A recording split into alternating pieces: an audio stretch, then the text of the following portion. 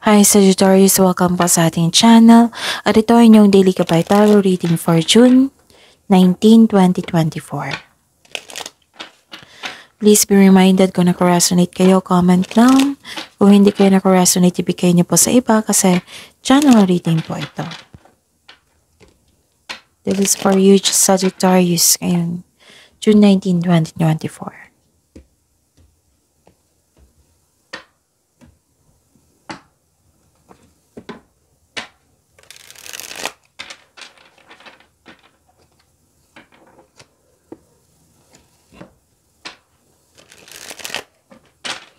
Gamitin ang reading na ito bilang gabay lamang. Please like, subscribe, and click the button for notification para updated po kayo sa daily tarot reading natin. Maraming salamat po.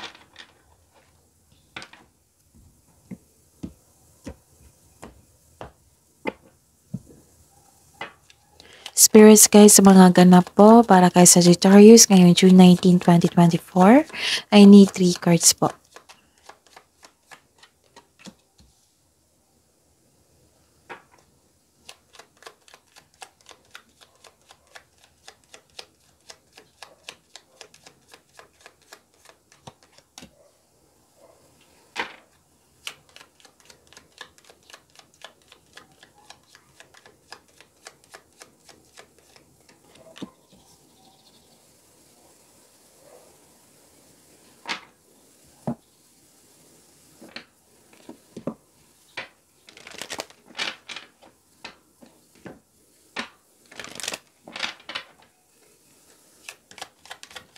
Spirits guys, mga mensahe nyo po para kay Sagittarius ngayong June 19, 2024.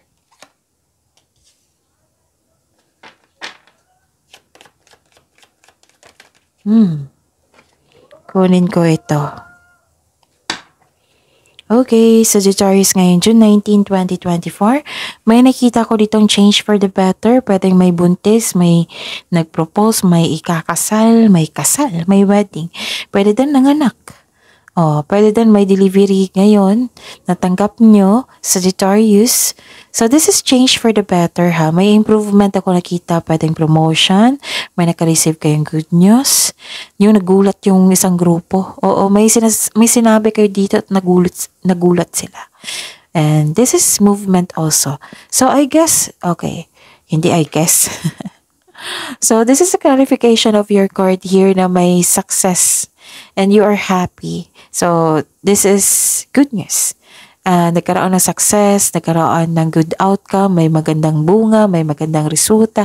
Basta po, you are happy here. And nakikita ko dito, nagbigay ng wisdom message sa inyo ang isang tao, nagbigay ng suporta sa inyo. Ayun. Nang siyang dahilan na na-inspired kayo. And so this is a clarification of your card here. Ang iyong mensahe is prosperity lies ahead. Tingnan nyo. Yun. Prosperity lies ahead. Okay? So hold your vision. Kung may vision kayo sa inyong goal, then hold it. Steady lang. Move lang, move. Move forward. So ayusin ko lang. Spirits guide, ano po ang energy ni Sagittarius ngayon? June 19, 2024.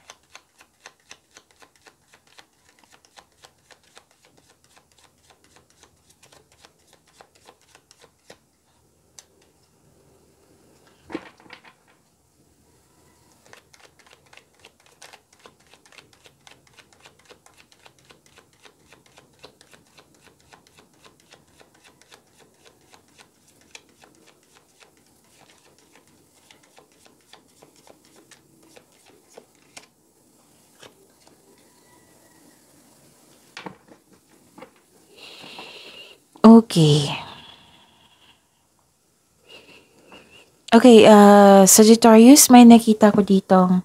Okay, by the way, paalala lang po, Sagittarius. Daily reminder po ito ha, para hindi nyo makalimutan. Panoorin nyo po yung June 16, weekly Kapay Tarot reading nyo, June 18, and Ngayon, kung may naulit po na mensahe, meaning kailangan nyong bigyan ng atensyon yan, solusyon at aksyon. Kasi some of you hindi na-connect sa intuition. Pwede din na hindi kayo nakinig. Tapos pinupush talaga ng cards nyo dito na kailangan nyo malaman yung gustong sabihin ng intuition nyo. Yung gustong ipaabot ng mensahe galing sa universe.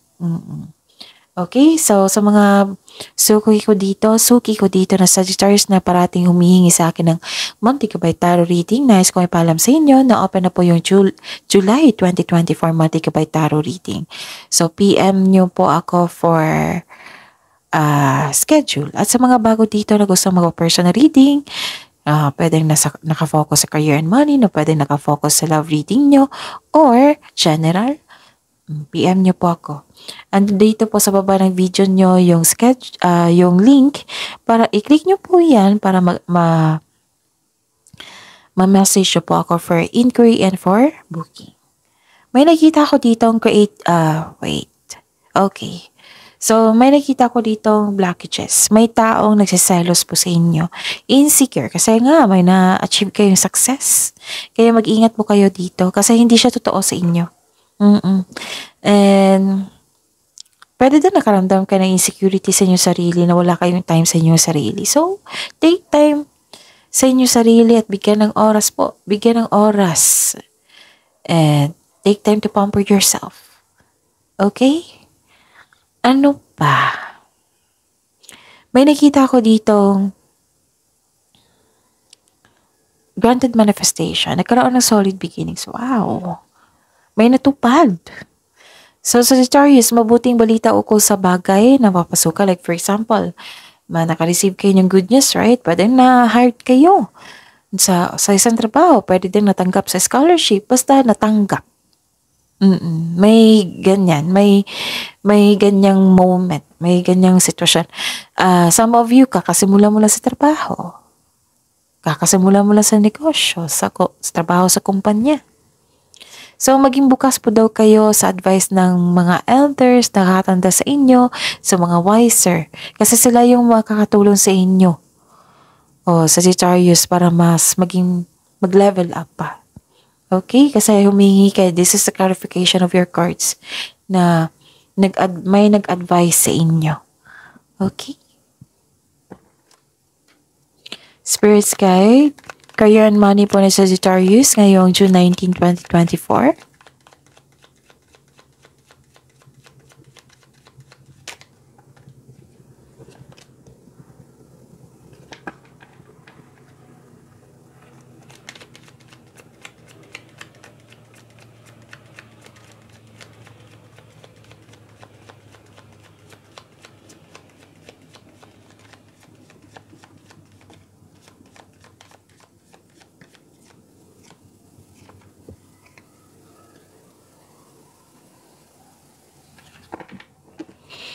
Okay, huwag niyo kalimutan panoorin yung weekly Gabay Tarot reading nyo ha, kasi nakafocus yan sa career and money. So, uploaded no Sunday. Baka gusto niyo pong panoorin. Okay?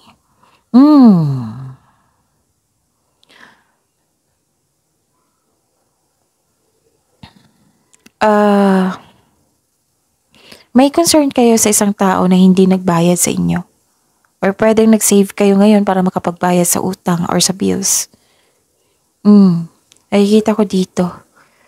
May concern sa isang tao na para bang sinabihan ka na walang utang na loob or parang ganyan. May nag-iisip sa inyo na ganyan eh. So, yun. No, ang unfair. Grabe siya. So, pero na-release nyo itong pakiramdam na ito kasi nasaktan ka eh. Nakikita ko dito na you're healing yourself from these situations. Maybe masakit tong magsalita tong taong ito. Nilet go mo yung pain at masakit na alaala. Kahit malungkot ka or disappointed, nag-make move ka. You're decided to move forward. This is recovery and releasing pain eh. So, itong pakiramdam ito na lungkot, it won't last forever. So, look to the future. Tama itong ginawa mo na move forward. Look to the future with hope for new experiences. Okay?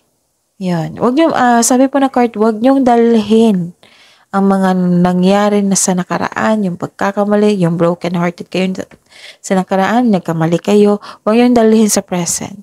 Hindi ibig sabihin nagkamali ka noon na magkakapali ka ngayon. Be wise, be wiser.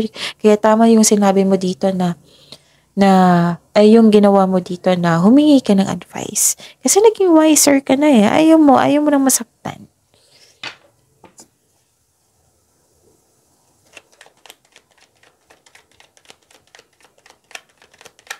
Spirit's Guide, Love Life, Self-Love, Partnership, and Romance ni Sagittarius ngayong June 19, 2024. Anong meron sa June 10? Some of you nag-iisip sa June 10.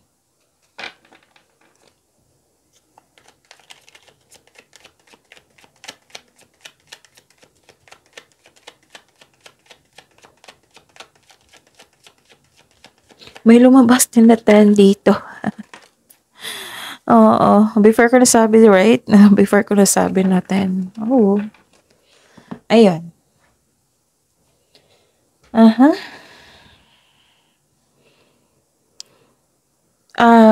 May good news ako sa inyo, Sagittarius, yung bagong channel natin. So, kung gusto niyo ng full reading sa inyong love life, panoorin niyo po.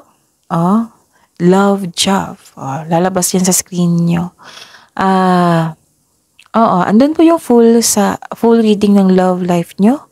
Kung gusto nyo malaman yung feelings mo sa kanya, yung nararamdaman ng person mo, yung feelings niya ngayon, yung gusto niya sabihin sa inyo, ayun, andun po. Sa lahat po yun, single, relasyon, sa pag-asawa, connection sa isang tao, connection sa friends ba yan or family, andun po yun. O yan. So, panoorin niyo po. Huwag niyo kalimutan mag-subscribe at i-click yung bell button para ma-update kayo. Usually, lunchtime or after lunch ko yan ma-premiere, ma-available, ma-view nyo. Okay? So, yun, Sagittarius. Okay, ano pa?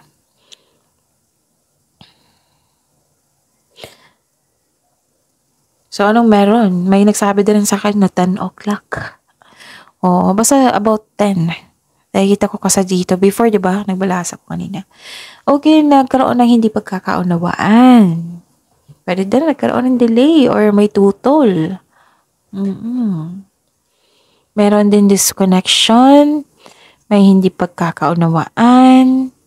Kailangan yun daw habaan ng pasensya. Okay? Ano pa ito?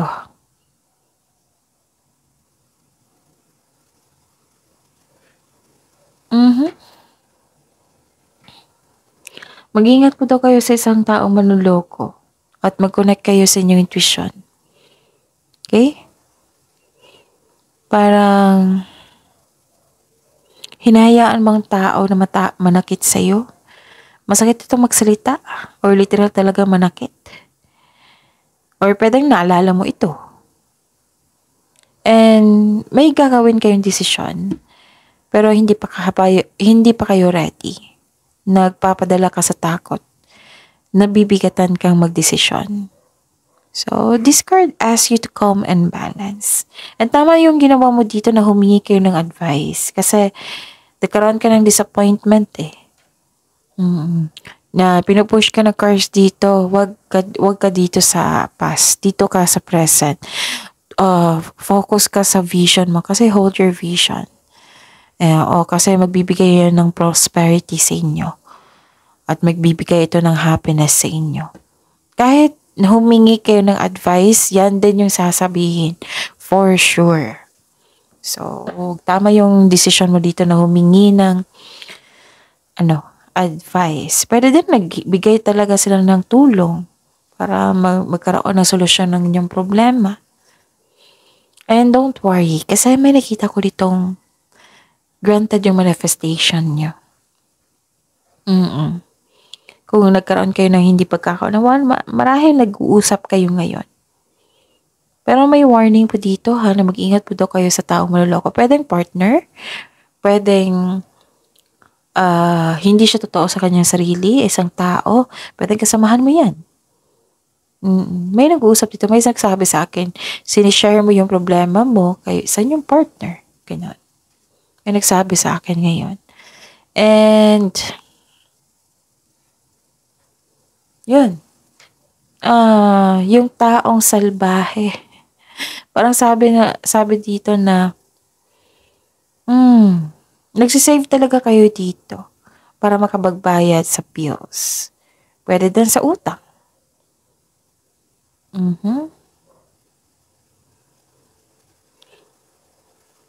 Okay. Oh, I see. May unfair treatment dito. Kaya ka nasaktan pero magiging okay naman dito.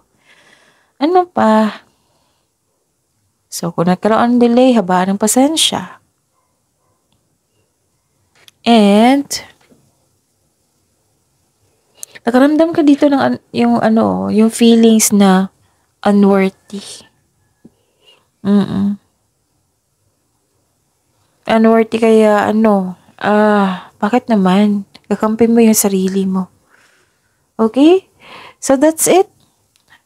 Take nyo yung mga magandang balita dito and yung warning bilang gabay para maiwasan nyo at kung anong kailangan na pakawalan nyo. So, yun. Sagittarius. See you tomorrow. Please like, subscribe, and click bell button for notification para updated pa kayo sa daily tarot reading natin. Maraming salamat po.